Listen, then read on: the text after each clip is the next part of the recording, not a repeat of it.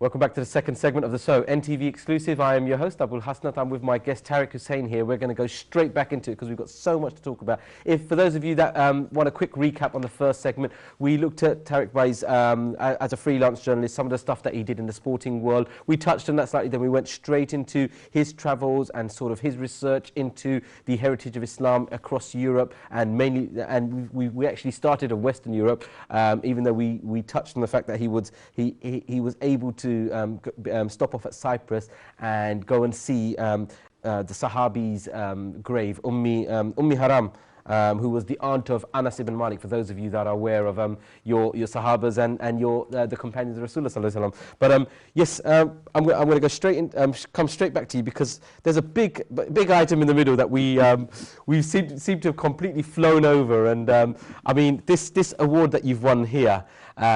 I mean, that relates to one of your journeys. Tell us all about it. So it really goes back to, it wasn't that long ago, last summer, the summer of 2015, I took my family off to the Baltic, which, to people who are watching that may not know, are the collection of countries known as Lithuania, Latvia and Estonia. And we wanted to go out there because we just love exploring weird, wonderful places. But before I went out there, I started to do my research, and we were going to spend 2 weeks in a camper van, traveling around.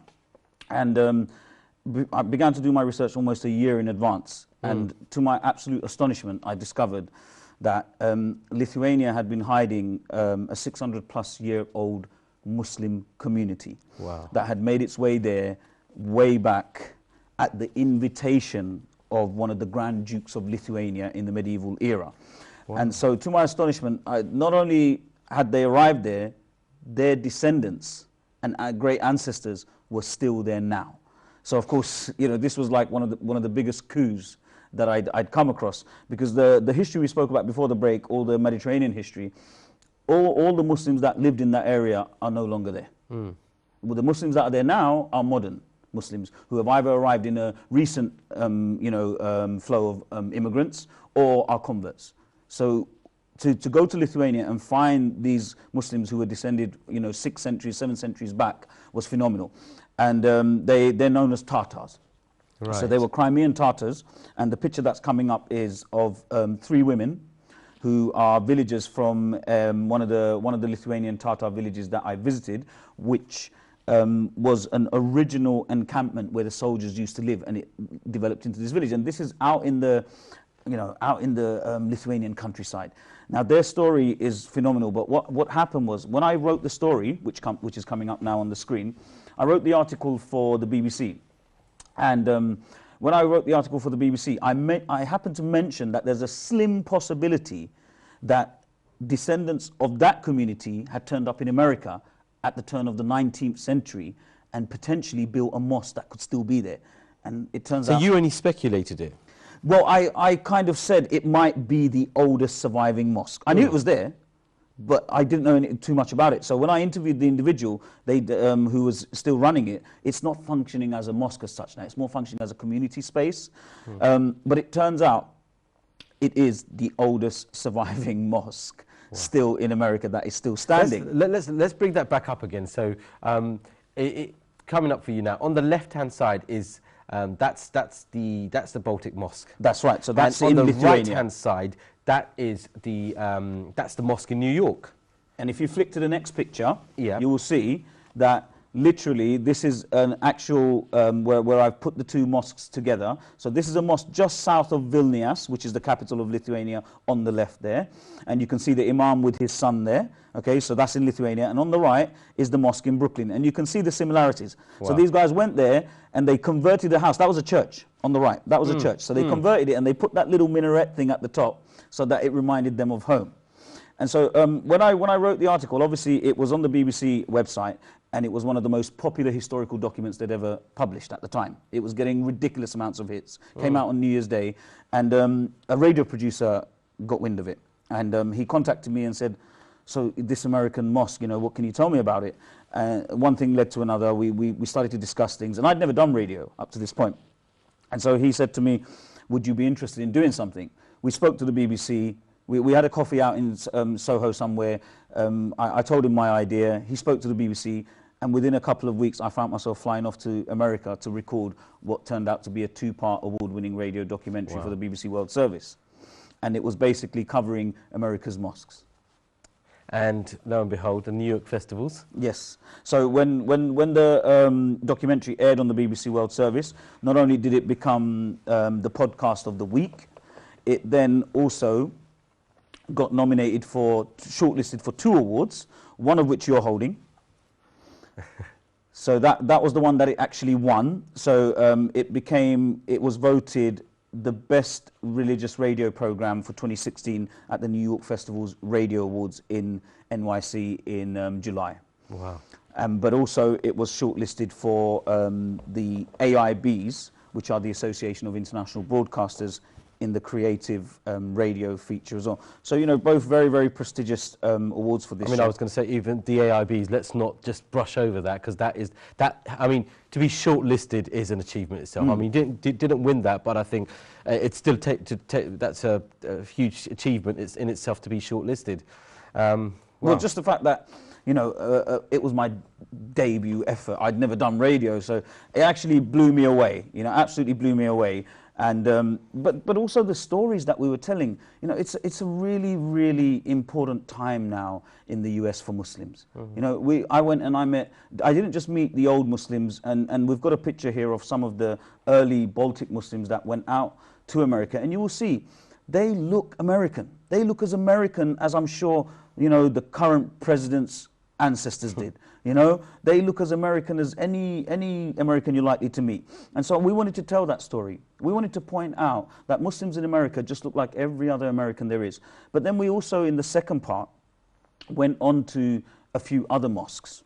And, you know, you will see that here is actually a picture of one of the old ones as well. Now, this particular mosque, we're talking to the imam there, but the mosque he's inside was actually built by Syrians. Wow. Which of course is very topical right now. So they were also amongst the earliest Muslims to go over, and they went there again at the turn of the 19th century. We're talking the late 1800s. And they went and built a mosque, and that particular mosque was built with the help of Christians, which is beautiful, because they were Syrian Christians, Syrian Muslims who worked together.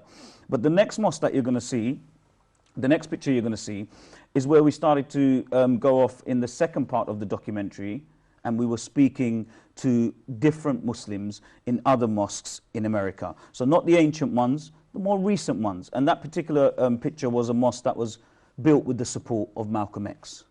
Now, this is a little bit of black Islamic history. Now, the trouble we have when we're trying to tell the black Islamic history is that most of it was, of course, deleted. So the earliest black Muslims that would have come to America would have been slaves. But unfortunately, when they came over to America, as Malcolm X's story tells you, their names were stripped from them. Their entire identity was stripped from them.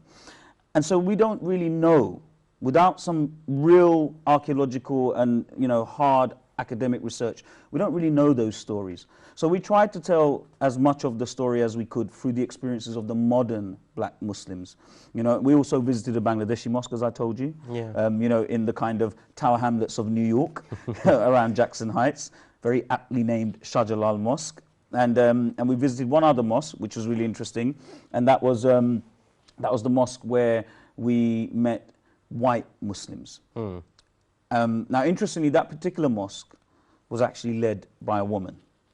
Okay. So, you know, the aim of the program wasn't just to show Muslims that, you know, practiced Islam in maybe the way that some of us only agree with. We wanted to show the whole spectrum. We wanted America to hear, and the world to hear, that in the West, there are Muslims of all different types of varieties, you know. And so, yeah, it was a phenomenal experience. And the great news is, the BBC want us to go back. Wow. So this is also a bit of an exclusive, on NTV exclusive. So I haven't even announced this on my social media or anything yet. But I got news recently from my producer, who's the picture that you've got in front of you there, that the BBC World Service wants us to go back out to America in the second part of this year and just follow up with some of these Muslims, you know? It's amazing that the time and what's gone on in America quite literally yesterday. with the sort of inauguration of Donald Trump, that there is still a hardcore sort of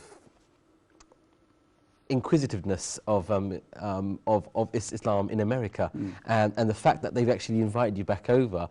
If anything, I think this time round is going to be, even though they always say the first one's the hardest, the second one's easier, I feel as though it's going to be even more tougher for you with the current climate of going over and actually doing this. And I mean, you've already exclusively told us that you're going to go and do this, but I'm just wondering, have you already toyed with a game plan on how you're going to do this? Well, of course, we had to have a pitch, so we had to convince the World Service to let us go over there. We had to convince them it was worth doing. And a lot of it is going to focus on the fact that we're going to do a follow-up with a lot of the Muslims who weren't expecting Trump to become president. Okay, so that's going to be a big part of it.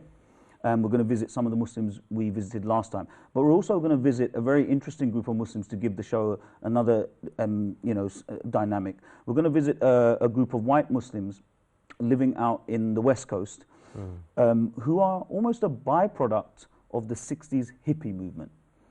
So these are Muslims who were originally maybe a part of that 60s hippie movement where they were experimenting with ideologies, they were experimenting with a whole heap of other stuff, and they found themselves within the fold of Islam, and they found it very attractive. They adopted it, and since then they've had children who were born Muslim. And so we're going to go and meet this whole community, we're going to speak to them, and we're going to try and give them a platform as well, so that Americans can see that there are so many types of Muslims out there, and some of them, they're born white American Muslims. It's funny because I know across the internet they actually refer to them as the Muslim hippies, but that's not a chosen name for them, or is it?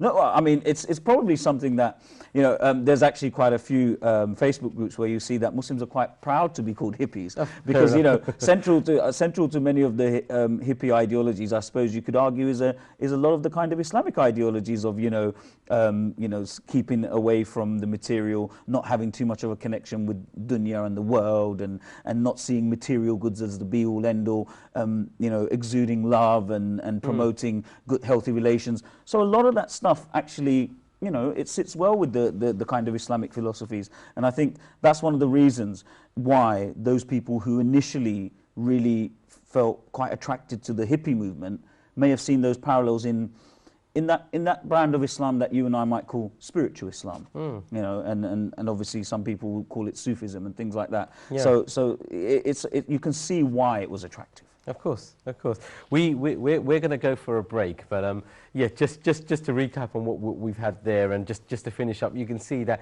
Islam brings in people in many shapes and forms, and that is one amazing way. The fact that you look at a hippie and think this guy's going nowhere. I mean, we would still look at it on TV today. Look at one of the 80s programs. Think, God, hippies, they're losers, but actually, it seems like something's brought them in. We've got so much more to talk about. I can't keep going on about it. I'm going to let this gentleman finish up in the final segment. We need to talk about more, and especially what he's looking forward to in 2017. So don't go away. We'll see you very shortly.